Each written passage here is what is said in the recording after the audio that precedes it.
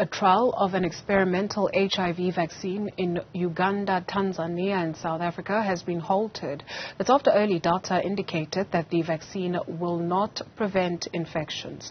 The trial was part of the PrEPVacc initiative, which started in December 2020 and was expected to end in 2024. We're now joined by the CEO of the South African Medical Research Council, Professor Glenda Gray. Prof, thank you very much for your time this afternoon. Help us with a bit of understanding and give us some background into this research. Thanks, Dudu, and good day to all your viewers.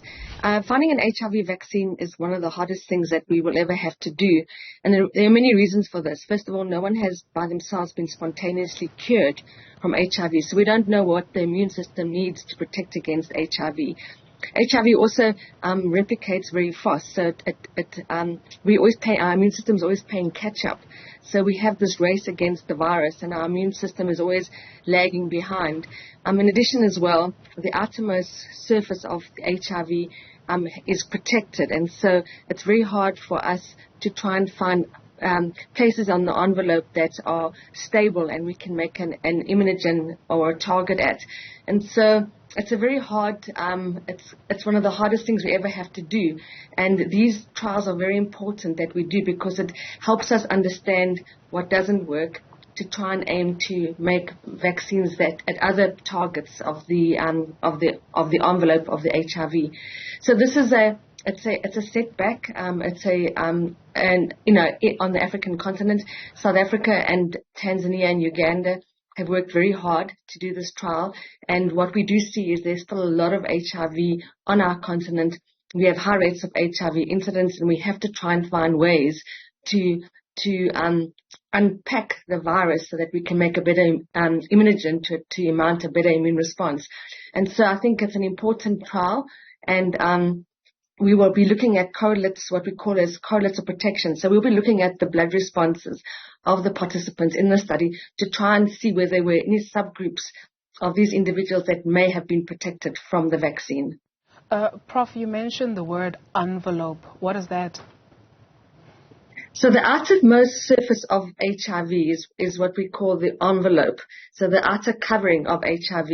And so what we try and do when we make a vaccine is try and find ways of unpacking the envelope, trying to find vulnerable parts, non-vulnerable parts of the envelope that don't change, and we try and make antibodies, try and make immunogens to this so that we can try and make our immune system make an immune response to it. Sorry, I'm not explaining it properly, but the virus replicates so fast, and that sometimes it's hard to find the right immunogen to target a part of the HIV virus envelope, the outermost covering of HIV, to try and find a vulnerable spot that could make we could use for an HIV vaccine.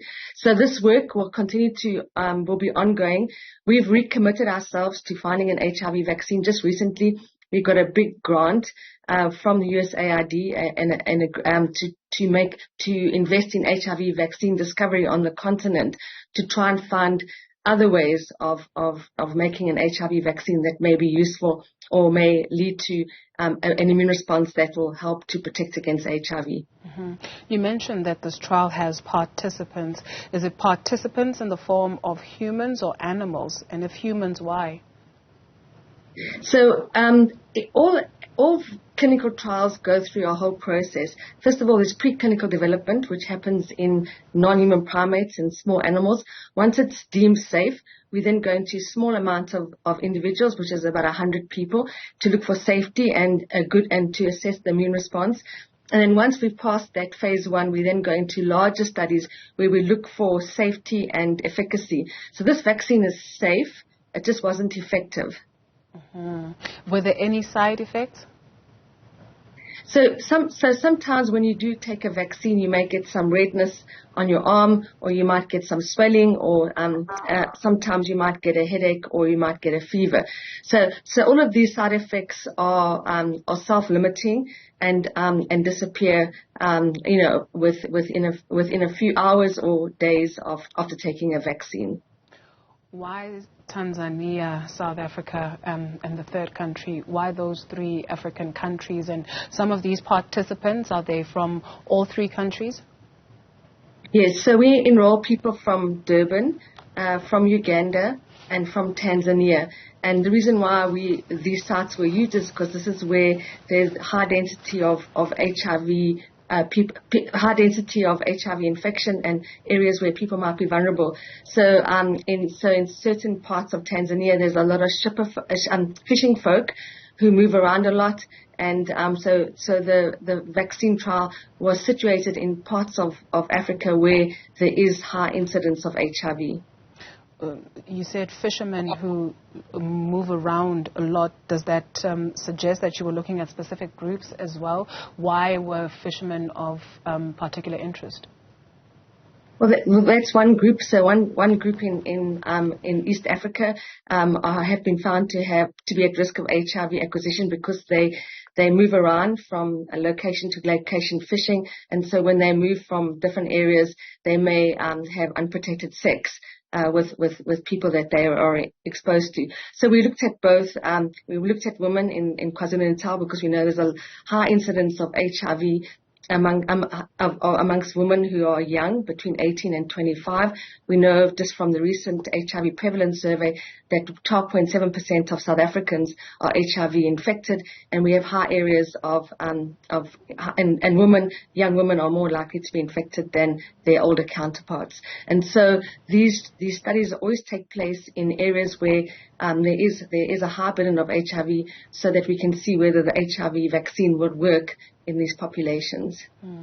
Prof, South Africa's Treasury said to cut more so when it comes to research on HIV/AIDS. I think it was some 1 billion rand. You can assist us with the correct detail, but something along those lines. And so what does that mean for that space? You mentioned that this particular research is being supported by USAID.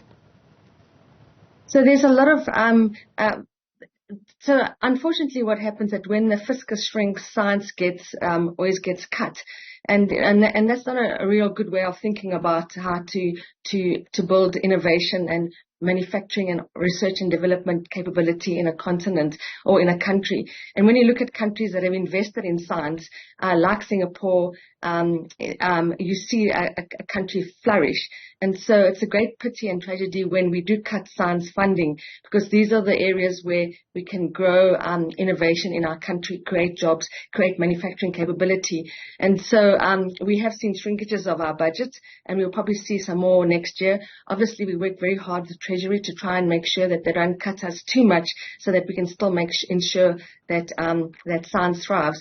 The PrEPVacc was funded by the EDCTP, which is a European and Developing Trials network, and the studies that I mentioned in the future have been funded by will be funded by USAID. And so this is a funding by the European Union in collaboration with African countries and African scientists. Thank you very much, Professor Glenda Gray, for your time this afternoon, CEO of the South African Medical Research Council.